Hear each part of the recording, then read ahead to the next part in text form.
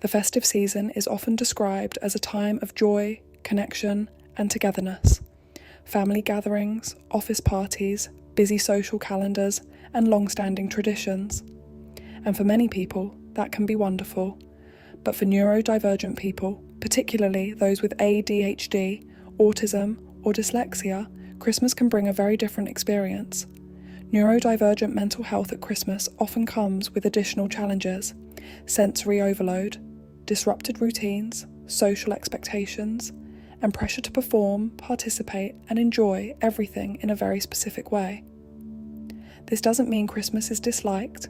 It simply means it can be exhausting, overwhelming, or emotionally complex. Every neurodivergent person is different, but a little understanding can go a very long way. So here are some practical, compassionate ways you can help make the festive season more inclusive and supportive. First, sensory overload. Christmas can be intense: bright lights, crowded rooms, multiple conversations, music, cooking smells, decorations, and constant noise. If you're hosting, consider creating a quiet space where someone can take a break alone. Soft lighting helps, so do areas with fewer decorations or no flashing lights.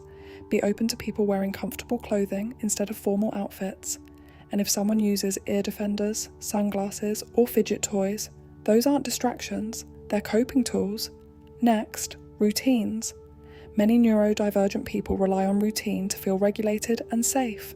Christmas often disrupts that completely. Sharing plans in advance can make a huge difference. Let people know what time meals are happening, what activities are planned, and roughly how long things will last. Avoid last-minute changes where possible, and if plans do change, give as much notice as you can. Keeping meals near normal times or having snacks available throughout the day can also help reduce stress. Now, let's talk about socialising. Small talk can be draining or uncomfortable for many neurodivergent people. That doesn't mean they're rude or uninterested. Be understanding if someone needs time alone or prefers not to engage constantly. Offer alternatives, like helping in the kitchen, playing with pets, or having one-to-one conversations instead of group chats. And if something comes out impulsively or sounds different than intended, patience matters. Communication styles vary. Gift giving is another big one. Surprises can be stressful, not exciting. If possible, ask for specific gift ideas, or give the option of no gifts at all.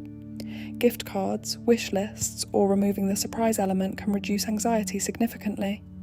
If there are lots of presents, spreading them throughout the day instead of all at once can help prevent overwhelm. And this part is important. Please don't expect a specific reaction. A lack of visible excitement doesn't mean a lack of appreciation. Social expectations in general can be heavy during Christmas. Respect the need for breaks, quiet time, or stepping outside for fresh air. Make it clear that leaving early is okay. Normalise it without guilt, teasing, or judgment. And if you're planning games, remember that competitive family games can be genuinely stressful. Keep things light, optional, and brief. Food is another area where understanding really matters.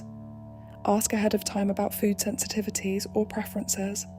Offer alternatives, even if they're non-traditional. Avoid pressuring anyone to eat certain foods or just try a bit.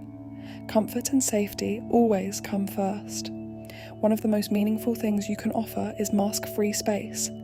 Masking, hiding traits to appear normal, takes enormous energy.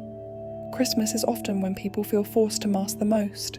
Create an environment where people can be themselves without explanation or apology. If someone looks tired, withdrawn, or overwhelmed, empathy goes a long way. And finally, recharging time. Socialising, even with loved ones, can drain neurodivergent energy quickly. Support someone's decision to step away, opt out, or rest.